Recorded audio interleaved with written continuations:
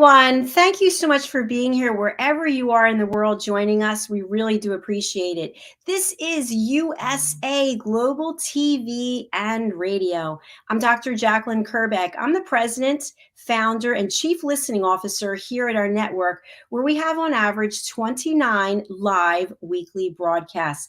Our show today is What's Trending, and Kathy Fulton is not with us today. She has the day off, and I hope she's enjoying herself. So, what's trending? What does that mean? What it means is we're going to be talking about a topic that is relevant and of interest to so many. Today's topic starts with cybersecurity. Ooh, it sounds scary. What is it? I don't know. We're going to find out. Let's welcome our guest who's an expert in this area. He's the founder of Connective Tech. His name is Gregory Klein-Hertzel. Let's welcome him. Hello. Hello, thanks for having me. Thank you so much for being here, especially talking about cybersecurity. I'm a huge fan of technology, and we're finding out about all of these virtual environments, villages, and the interest keeps growing and growing, and people are becoming avatars, representing them, etc. But yet there's always that fear that we're not safe. So Greg, if you would just start off telling us a little bit about cybersecurity and your background in this field. Absolutely. So I'm actually going to start off a little bit about my background. I actually came from the healthcare industry. I was in healthcare administration. So I was actually implementing these for facilities, hospitals, home care agencies, a lot of different tech services, and is implementing these. And we found out that there's a lot more to the technology industry and cybersecurity than one must think. When we think cybersecurity, people tend to think, hey, I have antivirus, it's enough. Or they think, I have nothing worth stealing. This day and age, you're going to hear the words a lot around ransomware, malware, and things like that. Really, what's happening is that hackers are really getting into businesses in either stealing some documents or taking control of a system like your billing or financial system, or they're just getting in there and just messing things up so you can't access anything. And so the misconception is that, there's a lot of layers here in cybersecurity that what is enough? And so what we do is actually come in there and educate and diagnose and try to find a custom fit for every business, trying to get the right software, the right tech, the right prices, and the right partners to match with the businesses. And even further with that, when we think about cybersecurity, the coolest way to think about this is actually a James Bond movie. When we think about how a hacker really gets into a business, it's all about research or reconnaissance. There's something out there called the cyber kill chain. So everyone listening to this, when you get a second, go out there and check out what the cyber kill chain is. And it's basically a method or mentality about how hackers get into businesses. And it all starts with research. So think about it this way. You work for an organization, you have social media. And so the hacker is really trying to figure out, all right, they find their target and they want to try to figure out how to get in. And it starts with who works there. And then once they figure out who works there, what software they're using. And they're trying to find vulnerability points. It could be a patch update that wasn't, that a computer didn't update and patch. It could be, hey, physically, they're going to duplicate a key fob and get into your server room. Or most commonly, it could be an instance where they're going to get you to click an email, which basically is a chain that opens up a piece of software that says, hey, hacker, I'm in here. What do you want me to do? Do you want me to put a virus in here? Do you want me to get a file? Do you want me to create a backdoor? And there's lots of ways. Using a hotel Wi-Fi or a Starbucks Wi-Fi. Hackers are very commonly, they'll actually do something that duplicates what may look like the Wi-Fi you're supposed to be on. And in reality, It's just a way of hacker getting into your computer when you sign on to an insecure Wi-Fi. So the point is, there's so many ways that hackers are getting into your business, whether it be physically or through electronically. But once they're in there, there's so much to take. A simple name and address. If they look, typically when hackers get in there these days, what they're looking at is, hey, what is your process? Who are you talking to? How are you billing for the services? They're usually getting into your business either to access what data and financial information you have, or to access what client you're dealing with. Very commonly, everybody's heard, hey, the CEO messaged a client saying, hey, your bill's due. You have to pay $100,000. Please send it to our new bank account. And they find out later that that was false. And so how do you protect yourself? And this is where we founded Connective Tech. Connective Tech was founded based on the fact that companies were very heavily relying on bad information to select a partner to help them protect their own business, right? So if you think about a baker opening up a baking business, what they're really good at is baking, right? They like muffins, they like cakes, right? But what they don't know is how to build a website, how to do cybersecurity, how to do merchant services, how to get the right internet support or phone services. You know, they're going to open a business because they love baking, but they need all these things. And so Connective Tech, what we've done is formed an organization to be a resource center for businesses to get partnered and matched with the right vendors for their business. Cybersecurity is the number one thing that we do. There's a very common business out there called MSP companies, managed service providers. Very loose term. What they do is they are like your outsourced tech department. So they'll do your IT support and they'll do your cybersecurity. Now, this is one example of a menu of services that we can help match with clients right now. In fact, Connective Tech has over 100 different vetted, approved, and tested vendors to match with our clients that we help. Because what we offer ultimately is a complementary vetting and matchmaking service so companies can get fitted with the right vendors. And so what we do, we kind of act like a primary care physician. We say, hey, look, stop relying on Google reviews, stop relying on quotes. That's such a good point. You know, most commonly when I work with businesses, I hear that same story. In fact, about 75% of business owners have to redo vendor selection process, have to pay extra money because the first vendor that they went with failed or didn't come through, just like you said, actually. And what we had found is that technology really is only as good as the people behind it. I guess you can say that about any organization. You know, I use the baker example a lot. You know, a bakery, all bakeries are not equal, right? Some just do cannolis, some just do pies, some just do cakes, right? But it's really all about the baker and how great that person is. Well, every business is like that. You know, when we look at cybersecurity or MSP companies, when we look at website developers, software developers, when we do solar energy for a company, we are not only doing the typical, hey, tell me, you know, where are your price points at? What software are you using? How are you using it? But half of our vetting process is meeting the people at the organization, talking to their clients that they've served, figuring out what are they saying they're good at and are they good at providing it. And so because of our 5 to 10 hour just initial vetting period, then they go into the testing phase. We streamline the vetting process from, if you're doing it right, you know, because it takes time, it takes know-how, it takes the knowledge. We take a process like this that could take anywhere from 3 months to 8 months, and we do it into 1 to 2 weeks to match you with the right vendors. And we only go back to our approved vendor list. And so we're always vetting companies. It's really very interesting. There's a couple different segments of this business that we're helping companies with. And so we've talked a lot about cybersecurity, tech support.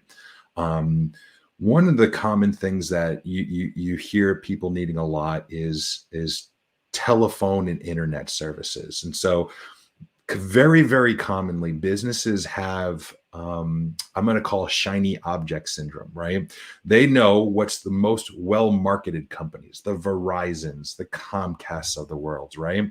Well, in reality, we talk about how a call comes into a business. There's over 300 different providers that can provide these services. And each provider has different features you can unlock to customize whatever you need. Some do recordings and some don't. Some can connect to a CRM, some can't. So it's our job to actually play that matchmaker again in the telecom world. And basically, some of the other divisions that we're helping with right now is also in the software development. So if you think in the software development world, it's not only, hey, a company has a great idea, they want to develop a piece of software, they want to go to market with it, but it's also about, hey, I'm using a Salesforce, but you know what? It's perfect for 80% of my business. And that last 20%, I need more reports, or I need the reports to look like this, or I need my data entry to have one place I can input everything and have it speak to everything else. So one thing that we're commonly doing is helping create operational efficiencies through the use of technology by connecting your software together, connecting your tech stack. And there's so many ways you can do this. A software development company is going to come in and develop custom software to do this. Microsoft Power users are going to use the Power BI features. But there's middleware, there's webhooks, there's open APIs. There's so many ways to do this. And that's where the businesses tend to get most frustrated, is that there's a lot of tech out there, and tech seems to be another language to people. And so our job is to translate tech into human. And you know what? That is fabulous the way you just summarized that, because I know even here on this platform, when someone's going to come and be on the show, they'll be like, oh, I'm afraid of technology. I don't understand StreamYard and what button to push and this. And it's just kind of like, okay, calm down. It's all energy. But you take that fear away. And I Yeah. think something else that's really important to have you speak on is the fact that technology is consistently evolving, just like hackers and their knowledge is consistently evolving. And to think that a business owner who's specializing in something else could possibly understand all of that and be ahead of the game is ridiculous. So could you please walk us through, how do you actually come in and you're like the knight in shining armor and save the day? Oh, I like the way you put that. I might have to use that for myself as well. That's really good. It's a great question. So typically, when we are engaged with a client, it begins with a discovery. I'm a big believer, as a company is really defined by their discovery process. And so not only we're talking about, they're usually coming to us with a need, or sometimes they just need a general tech assessment, but they're usually saying things like, oh, I don't like how my current provider doesn't get back to me, or am I at risk for cybersecurity? And so there's a lot of questions we ask in order to match them with the right vendors. And then to take it a step further, once we have the appropriate vendors, then we bring that vendor in to do a deeper discovery process, to come up with more recommendations, to come up with a process to figure out, what is your budget, what is your technology. It's so interesting. The tech industry as a whole, and I guess every oversaturated market, is very saturated. And so everyone in the tech industry who has a passion for a computer is trying to start a business. And so what's happening is that it's giving the good people a bad name, because they don't keep current with their technology, to your point. They don't know the trends. They know what they know. And so in order to really fill a solution in your own business, it's important that you have a very specific set of expertise and skills in that tech industry to solve your tech problem. One of the misconceptions I see all the time is, hey, anyone that can speak tech gets bombarded with questions about every single tech. Well, the fact is, in the tech world, there are specific specialties with tech. A cybersecurity expert is not going to be a software development expert. And that software development expert may not be a website development expert. And there's really different criteria you need for every business. And so I've owned several businesses. We founded Connective Tech with the mentality of what I've done in my previous businesses, what I did in the healthcare company. And I think this is an important piece, maybe the most important piece right here is that the glue behind Connective Tech is this. A person and a company can be defined by the people they're surrounded by. And so it's our job to surround ourselves with the best people and in turn, surround our clients with those best people. A little side story real quick is that when I was in the healthcare industry, I was in it for 10 years and I loved what I did. We helped a lot of families and we had great teams everywhere they put me in the country. And it was a large organization, national organization. And one day I ended up calling my boss out and committing Medicaid fraud. And he said to me, Greg, everybody's doing it this way. Nobody's ever going to check and we're not going to change. And I was like, I quit. I was like, I have that core belief that a person in a business can be defined by the people they're surrounded by. And that company and that person showed their true colors to me.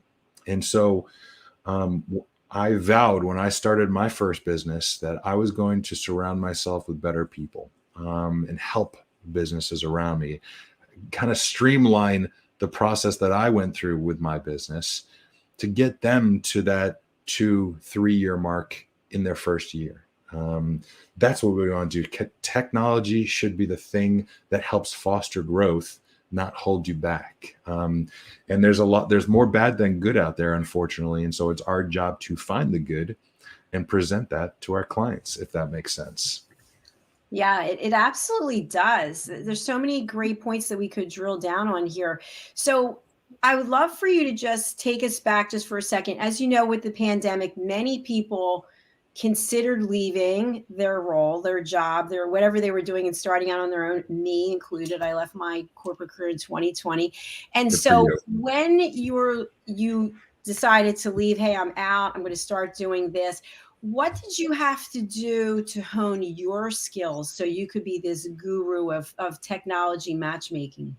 That's a great question. Everyone always has that passion, right? I want to start a business. That'll give me the freedom. Well, and the fact is, I learned a couple things. One, it takes about 3 years to get your business to a point where you're just crushing it. Two, you are only good as the people that are in your business or that are helping your business. And so whether that mean a single employee, a software that you use, an outsourced CFO, a CIO, really depends what type of system you go out there with, and that can help take your business from the hockey stick, that line where it starts real low and then all of a sudden goes up real high. And those type of people can spring load your business to the right place. And so that is exactly what we've invented at Connective Tech. It's all about 4 things: people, process, technology, and money. Is really the 4 core things that'll help launch your business to the right area. So we've been talking a lot of tech, but I have a whole people division. So our people division is comprised of staffing companies, outsourced HR companies. And you say, Greg, wait, I thought you were a tech organization. And in fact, yeah, we're very high-end tech advisors, but the fact is technology touches every area of your business. You're not going to have good tech if the people at your company don't know how to use it. You can't service your clients without good employees. And so that's where we come in to help get you the best, not just the best tech, but the best people to use your tech, right? And then the last really area that we're looking at is that money division, right?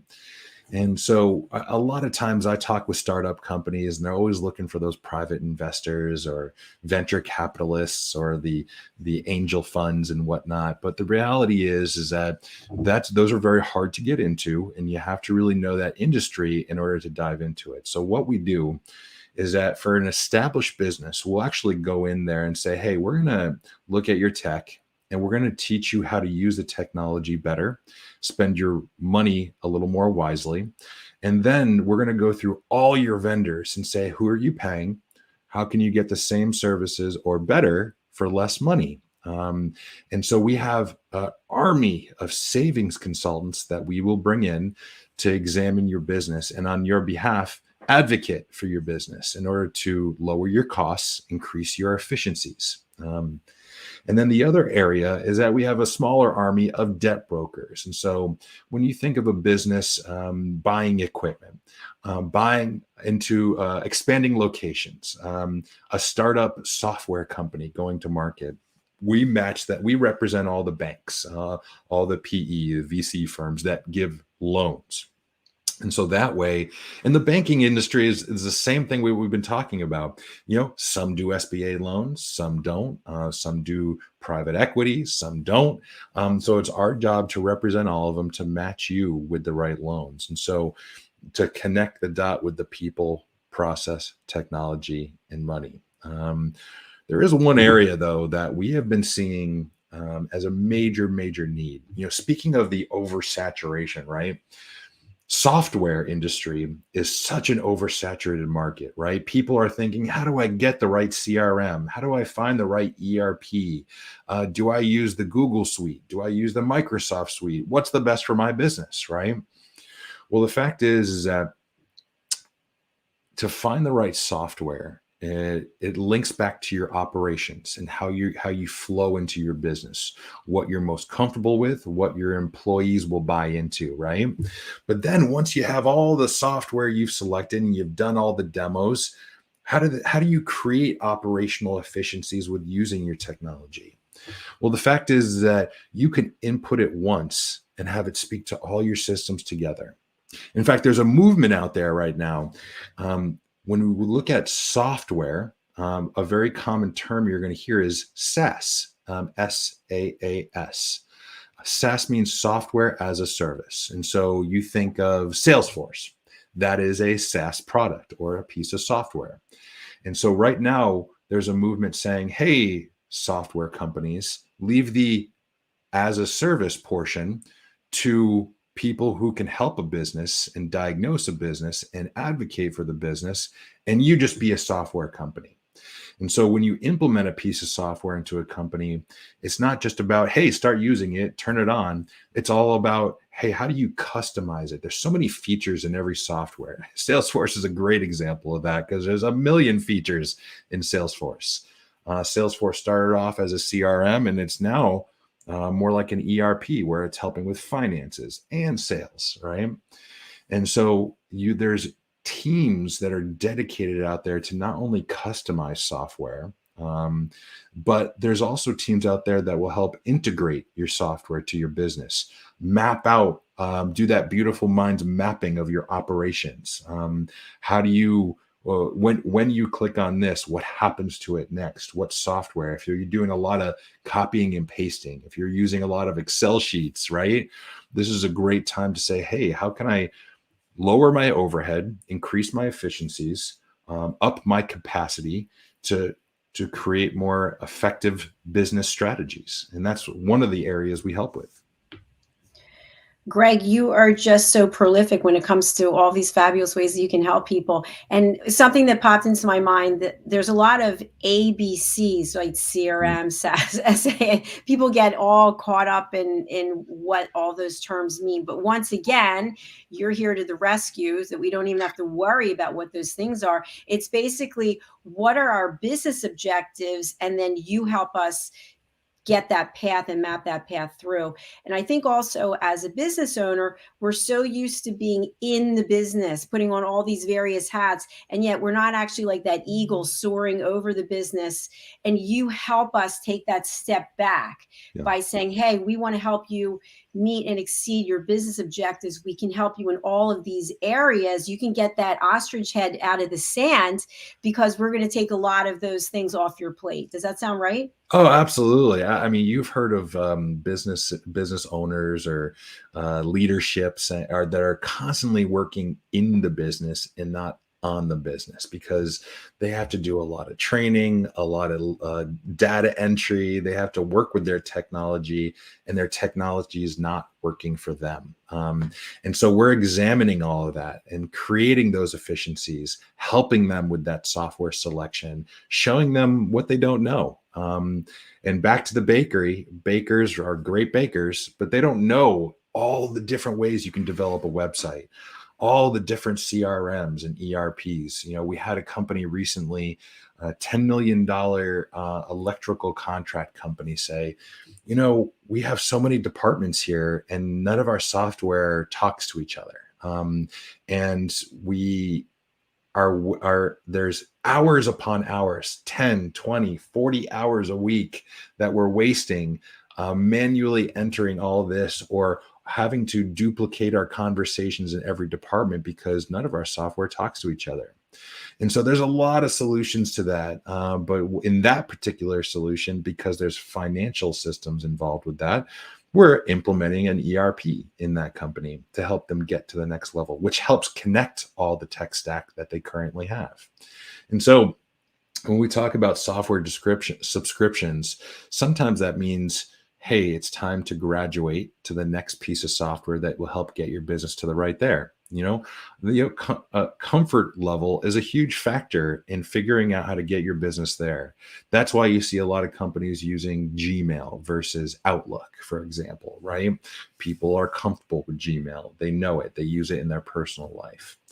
You know, there's such interesting ways you can leverage technology to grow your business that companies often underutilize. So it's just one of many things that we actually talk about with our clients, among many other examples. Thank you so much for that. Can you share with us a little bit about where you see technology going? And I'll give you a little bit of additional information. We've interviewed several people from different parts of the world who are into gaming, their heads down gaming Mm. full time. And they're sharing that business is going to be conducted differently in these virtual global villages where I mentioned at the beginning, where we have an avatar and we actually, our avatar and the other one goes into an office and there's a whole office setup. I don't know. Can you explain like how this is going to Yeah. work? Yeah, absolutely. So, I have actually participated in some of those networking events where I have my own avatar and I get into this world and I can actually speak to someone, and to the point where if I'm looking at that person directly, I hear everything. But if I turn around, just do 180 degrees, then I can't hear that person at all. So it's really interesting. So I think one thing the pandemic has taught this world, and I hate to say anything good has come out of this pandemic, but it has really helped expand access to everybody in this world. And so Zoom was a huge feature of that. So many people are networking or conducting business with people they've never met in person, but they have seen them on a Zoom call or use an avatar to talk to them. I think the avatar technology still has ways to go, even though it's happening right now. It has a little ways to go for people to start adapting and using it to the scale that Zoom is, or Teams, and whatnot. So I think that is definitely the future. It's actually, with that movement of everybody working from home or becoming an entrepreneur, if leveraged correctly, it can actually help gain you more prospects, get you more customers. But I think that to be able to utilize that technology, some technologies are there like Zoom and Teams, and then there's ways to even ramp it up further. So, you know, one thing that is very common conversation is how to design a conference room in a Zoom or Teams environment, right? And so will kind of set up all the equipment, the screens, the microphones, the cameras, and then have people have a very easy sign on to their Teams meeting or their Zooms meeting if they're still in the office. But there's lots of different technology coming out right now of how to manage a hybrid environment. So if you have a company with, I don't know, 50, 100 employees, 20 employees, you can still have a major company and still be able to leverage technology to communicate with each other, to see each other. I think it's going to start coming more and more relevant that there is going to be employees at an organization that have never physically met. I'm seeing it now. It's already happening all over the world. Companies are really taking off, and to the point that they've leveraged this technology really well. And then the other companies that are not leveraging this company, some are being left in the dust. Some are failing, some are closing. That old school mentality that everyone has to be in the office is kind of a thing of the past now. People discovered during the pandemic that if leverage technology the right way, they can do anything from anywhere, which can potentially save money on rent, get more better qualified employees because you're expanding your offering all over the country or world maybe. Absolutely. And Greg, I've read a couple of articles recently, I think today and yesterday, about how employers are wanting people to come back into the office. And I think it was one of them was on LinkedIn actually. And if you read through it, it sounds like a control issue because they want to be able to micromanage their people and see what they're doing, which is never a healthy environment. But through technology, to Yep. your point, we don't actually have to go to a corporate office and sit at the conference table or sit in the general session and blah, blah, blah. We can actually come in virtually. And this way, we can bring people from all over the world, from different cultures with different knowledge bases and experiences. And something that I really caught on to during the pandemic was that Clubhouse, the audio only app, where there were no longer barriers to meeting somebody. You could go into this virtual room, audio only, and you could have anybody in the world sitting next to you in that room. It's like, wow, I don't have to go through this person, this board, this committee. So technology really is a gift. And when we know how to harness it and embrace it by working with someone like you and with Yeah. your teams, this is a game changer. It is. You're right. And you're absolutely right. If harnessed correctly, it could springboard your business to the next level, but it depends how you use it, right? So have you been on a Zoom or a Teams call where the camera's not on, or they show up a couple minutes late, or all you see is somebody's forehead, right? That's just a great example of like someone utilizing technology, but not effectively. They're not centering themselves. They didn't set it up on their phone, or they don't have a camera on their computer. It's only as good as the people using it. There has to be a marriage. There could be great technology and people who don't know how to use it and therefore ineffective. So there's got to be that good combination of good tech and good people using it. Absolutely. And I think also there has to be respect for the fact that if you are not having to travel to a corporate office or you don't have to fly somewhere for meetings, that's a gift. And you have to embrace that and say, thank you so much as a beautiful way of accepting that and showing my respect. I'm going to show up in my best way with my best environment, not having a cluttered room and a big thing of coffee. I love them. People just, I'm like, no, stop, please. But I want to get to this complimentary service that you have to match businesses with the right vendors. One of the things, let me pull this up. One of the things that you mentioned on here is clean energy. Tell us more about that. Oh, great question. I'm so glad you asked. When we talk clean energy, what we're referring to is solar panels, electronic vehicle charging stations, and it's really the future. There's a lot of debate on it, but really, with electronic cars coming out, with energy crisis happening, and all cars are going completely electric. And I believe in our lifetime, we're going to see a fully electric cars happen. So what happens to gas stations? Well, electronic vehicle charging stations is going to be a huge thing. So when we talk clean energy with a business, what we do is actually a free energy assessment. And then what we'll take out of it are the priorities. So when we will work with property management firms, um, um, hotels all around the country, we're assessing their business not only for solar panels, electronic vehicle charging stations, but gas, electric, light bulbs, things like that. And then what we do on their behalf, we do kind of like an RFP process, and we send it out to the world and start vetting the companies on their behalf. We have hundreds of providers that provide these solutions, but how do you find the right one? How do you find the right implementation team? How do you know what's right for your business? And so these companies will represent multiple different types of chargers and provide recommendations to how to implement it, how to scale it, and things like that. And so on your behalf, we go find the right companies for you to partner with, so you don't have to go do those Google searches, do those quote searches, get those referrals. Some electrical companies will only do one version of solar panels.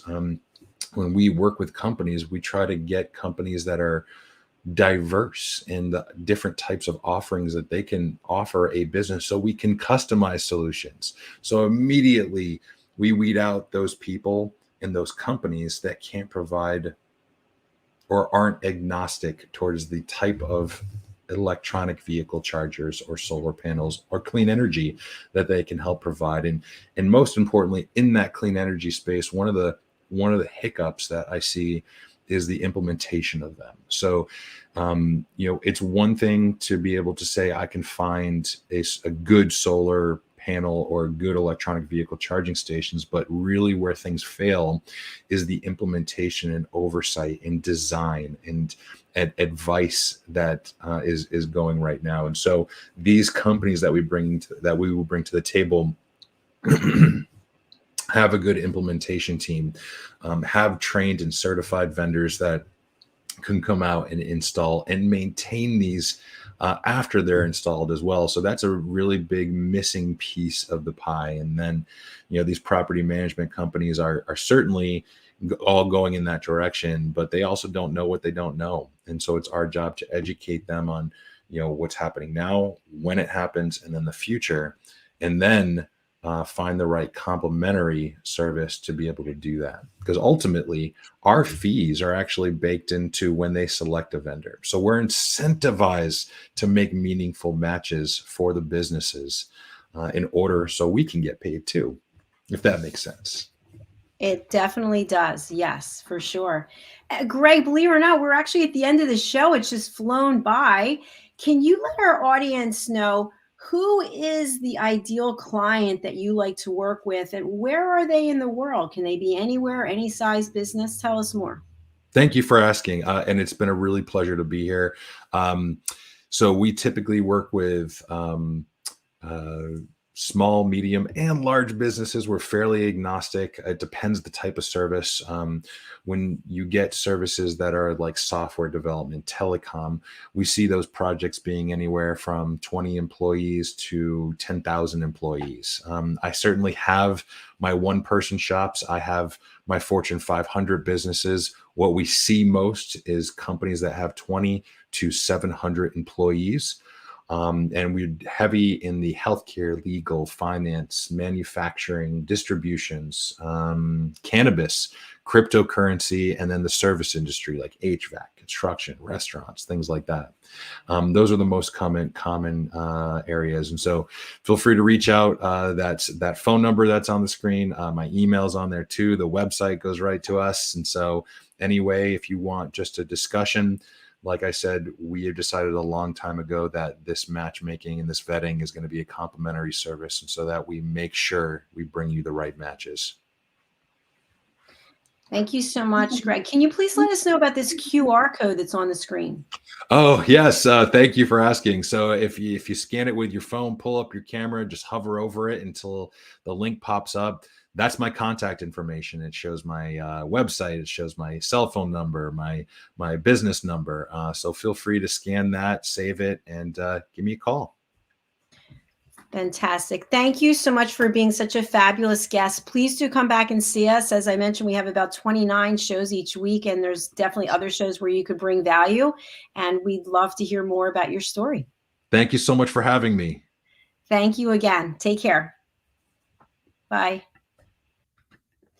And thank you to each and every one of you, whether you're watching our show or listening to our show on the live or the replay. We really do appreciate you. I certainly do. It means a lot. Our audience has grown substantially, I would say 10 plus times since we started January the 10th of this year. So do stay with us. We have a full day of broadcasting that's continuing today and also tomorrow. We broadcast Monday through Friday. Thank you again. We look forward to seeing you for our next show, which is the Corner Bookstore. Thanks again. Bye, everyone.